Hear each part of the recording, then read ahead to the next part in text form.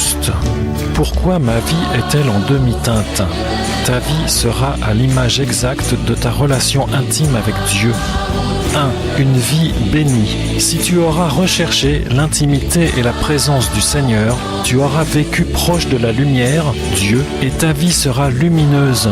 Elle sera bénie et réussie aux yeux de Dieu. 2. Une vie ratée, maudite. Si tu n'auras pas recherché Dieu ou que tu auras cherché à bénéficier de sa parole et de son autorité pour tes besoins personnels, ton commerce, ta religion, alors ta vie sera ténébreuse, puisque loin de la présence du Seigneur, la lumière, et elle sera ratée, maudite, aux yeux de Dieu. 3. Une vie en demi-teinte. Entre les deux extrêmes qui viennent d'être exposés, la lumière et les ténèbres, ta vie pourra prendre toutes les nuances possibles, car Dieu est juste, et il appliquera sur ta vie l'exact reflet de la relation que tu auras eue avec lui. Quand il te montrera les projets qu'il avait pour toi, il les annulera devant tes yeux et ils ne s'accompliront pas si ta vie n'est pas entièrement soumise à lui. C'est pourquoi ta vie sera ratée. Sinon, ces projets s'accompliront partiellement et avec plus ou moins de succès en fonction de ta vie partiellement intime avec lui. C'est pourquoi ta vie sera en demi-teinte dans ce cas. Une vie bénie. Deutéronome 28, verset 1. Or, il arrivera que si tu écoutes la voix de Yahweh, ton Dieu, et que tu prennes garde de pratiquer tous ces commandements que je t'ordonne aujourd'hui, tu seras béni en entrant et tu seras béni en sortant. Yahweh ordonnera à la bénédiction d'être avec toi, dans tes greniers et dans tout ce à quoi tu mettras ta main. Yahweh t'établira pour lui être un peuple saint. Yahweh te fera abonder de biens. Yahweh t'ouvrira son bon trésor pour bénir tout le travail de tes mains. Yahweh te mettra à la tête et non à la queue. Tu seras toujours en haut et jamais en bas lorsque tu obéiras au commandement de Yahweh ton Dieu. Une vie ratée, maudite. Deutéronome 28, verset 15. Mais si tu n'obéis pas à la voix de Yahweh ton Dieu, pour prendre garde de pratiquer tous ces commandements et ces lois que je t'ordonne aujourd'hui, tu seras maudit à ton entrée et tu seras maudit à ta sortie. Yahweh enverra sur toi la malédiction, la confusion et la ruine dans tout ce à quoi tu mettras ta main et que tu feras. Yahweh te frappera de folie, d'aveuglement et d'égarement d'esprit. Tu ne prospéreras pas dans tes voies et tu seras opprimé et dépouillé tous les jours et il n'y aura personne pour venir te sauver. Tu fianceras une femme, mais un autre couchera avec elle et la violera. Tu bâtiras une maison, mais tu ne l'habiteras pas. Tu planteras une vigne, mais tu n'en jouiras pas. Tes yeux le verront et tu n'auras aucun pouvoir en ta main. Tu deviendras fou à cause de ce que tu verras de tes yeux. Yahweh te frappera d'un ulcère malin dont tu ne pourras guérir. Tu engendreras des fils et des filles, mais ils ne seront pas à toi, car ils iront en captivité. L'étranger qui sera au milieu de toi montera toujours plus au-dessus de toi, et toi tu descendras toujours plus bas. Il sera à la tête et tu seras à la queue. Toutes ces malédictions viendront sur toi, elles te poursuivront et t'atteindront parce que tu n'auras pas obéi à la voix de Yahweh ton Dieu pour garder ses commandements et ses lois qu'il t'a ordonnées. Conclusion. Proverbe 16, verset 3. Recommande tes affaires à Yahweh et tes projets seront bien ordonnés. La connaissance de Dieu, sa relation intime, est la seule source de vie. La méconnaissance de Dieu constitue une mort dès cette vie. Amen.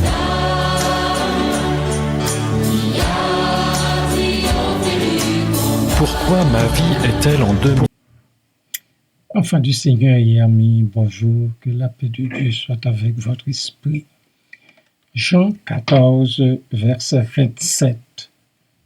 Le Seigneur Jésus dit, « Je vous laisse la paix, je vous donne ma paix. Je ne vous donne pas comme le monde donne. Que votre cœur ne se trouble point et ne s'alarme point. » Parole du Seigneur. Amen.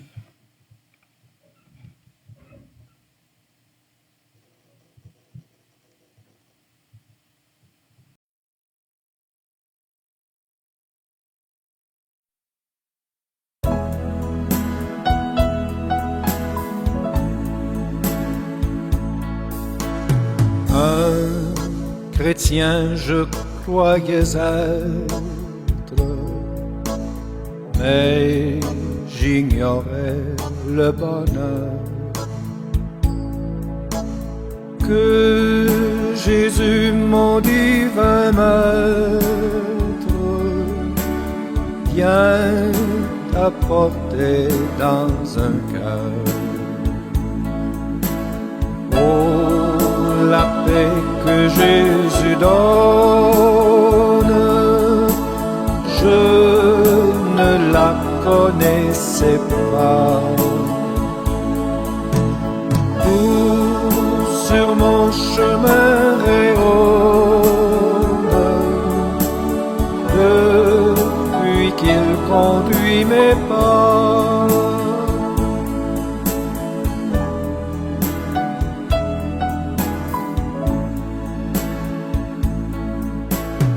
Sa puissance souveraine maintenant règne sur moi. Du péché brise la chaîne,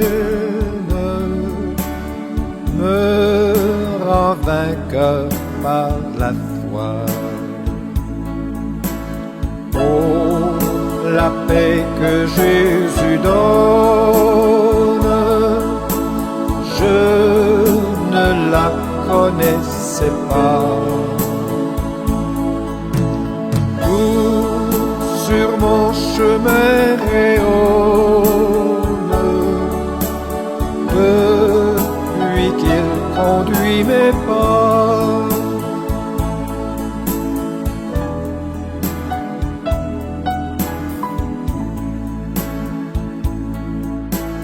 Et tranquillement j'avance, m'appuyant sur mon sauveur. Son adorable présence me donne le vrai bonheur. La paix que Jésus donne, je ne la connaissais pas. Tout sur mon chemin rayonne depuis qu'il conduit mes pas. Oh, la paix que Jésus donne, je ne la connaissais pas. Tout sur mon chemin rayonne depuis qu'il conduit mes pas.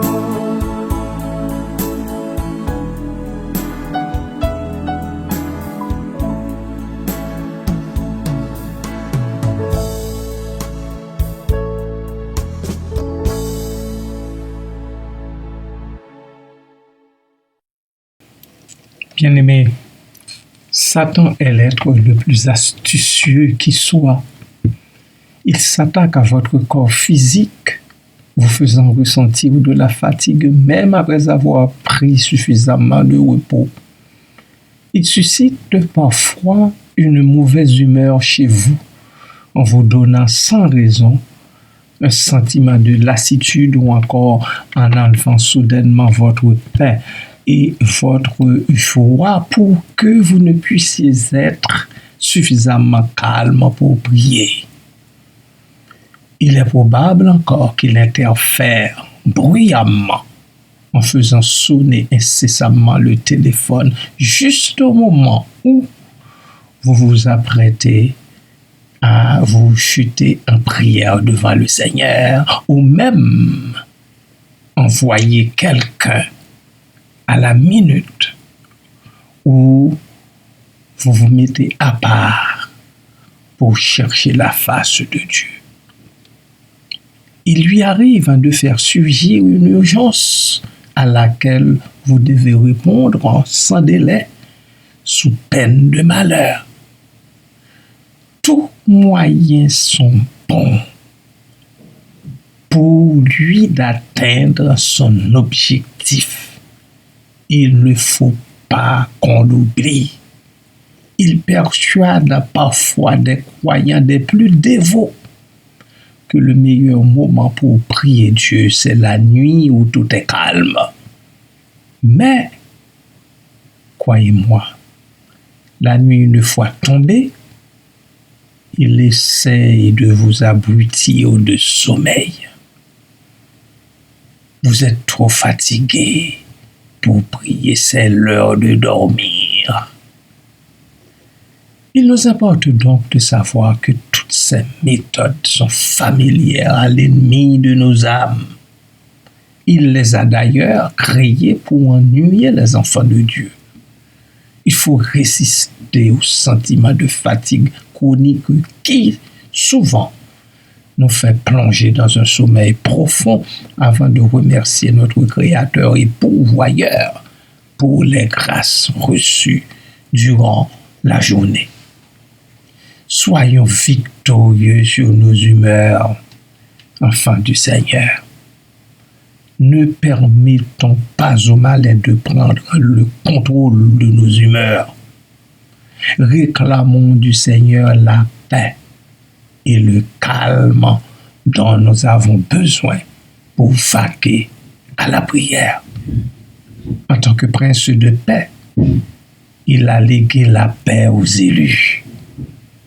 Je vous donne la paix, dit-il. Je vous laisse ma paix. Je ne vous la donne pas comme le monde donne. Et il termine ce verset en disant, croyez en Dieu et croyez en moi. Nous avons le droit de la lui réclamer quand Satan envoie ses disciples nous enlever cette paix. Pensez-y bien et priez le Seigneur là-dessus. Amen. Seigneur éternel, Dieu Tout-Puissant, nous sommes devant toi ce matin pour te réclamer de façon particulière cette paix que tu as laissée au moment de laisser cette terre pour rentrer dans ton royaume éternel. Papa, très souvent, nous comprenons combien que cette paix devient pour nous une denrée rare à cause des astuces du malin, à cause, Seigneur, de ces tactiques pour nous empêcher de vaquer à la prière, pour nous empêcher de chercher la face du Seigneur notre Dieu. Père éternel, nous te prions dans le nom de Jésus de nous accorder cette paix et de tenir éloigné de tes enfants tout esprit qui n'est pas de toi, tout esprit capable de troubler notre paix, notre calme, tout esprit qui serait susceptible de nous empêcher d'être en paix pour chercher ta face en prière. Merci pour ça, Papa. Merci pour la paix que le Seigneur Jésus donne. Vraiment, c'est une paix que nous ne connaissions pas auparavant. Mais avec le temps, nous arrivons à comprendre combien douce est cette paix. La paix que Jésus donne. Merci Père, merci Papa, merci Seigneur de nous la donner. Oh, ne permets pas que le malin l'enlève. Merci Papa. Merci Seigneur. Merci pour cette paix que le monde ne connaît pas. Parce que le monde ne la connaît pas, elle ne peut pas la donner. Merci Seigneur. Que dans ta grâce, tu jettes un regard particulier sur tes enfants qui ont besoin de toi pour toutes sortes de raisons. Fais-leur cette grâce, ô Dieu. Visite notre sœur Rosa Benoît. Soutiens-la dans ton amour. Permets-lui, ô Dieu, de se relever. Console son cœur affligé, ainsi que celui d'autres membres de sa famille plongés dans le deuil. Vois les autres bien-aimés également qui, après avoir connu le départ précipité d'un être cher, sont également éplorés. Fais-leur cette grâce, qu'ils puissent retrouver leur paix, la paix de l'âme, la paix de l'esprit, tout en servant le Seigneur, leur Dieu. Merci Père. D'autres bien-aimés qui sont malades dans le corps, c'est le cas de notre sœur Marie-Nicole. Nous invoquons ton Saint-Nom en sa faveur. Visite-la, ô Dieu, pose ta bonne main sur elle. Fais grâce et miséricorde. Soutiens-la, Seigneur. Soutiens-la. Soutiens-la, Papa. Et vois également les membres de sa famille. Merci, Père. Merci, Seigneur.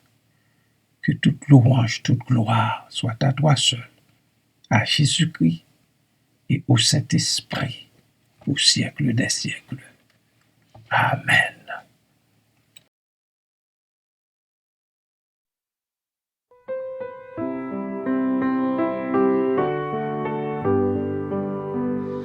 Douce paix quand la tempête se déchaîne en sa fureur.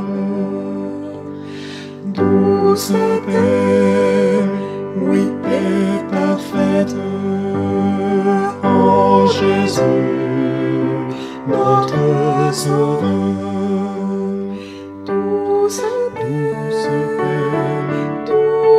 Douce paix éternelle,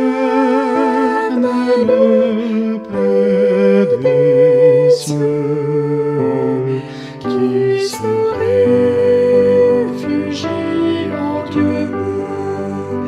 Par Jésus, trouve la paix.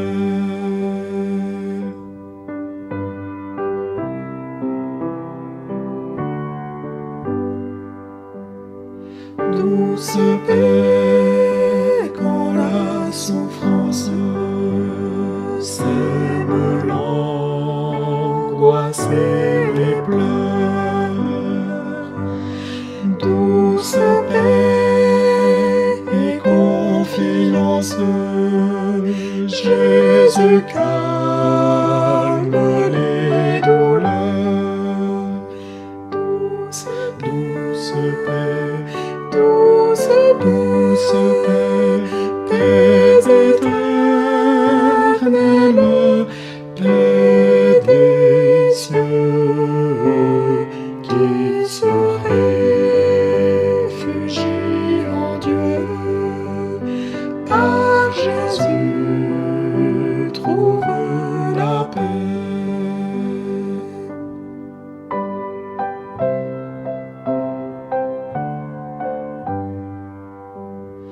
Douce paix quand sonne l'heure de tout quitter en ces lieux.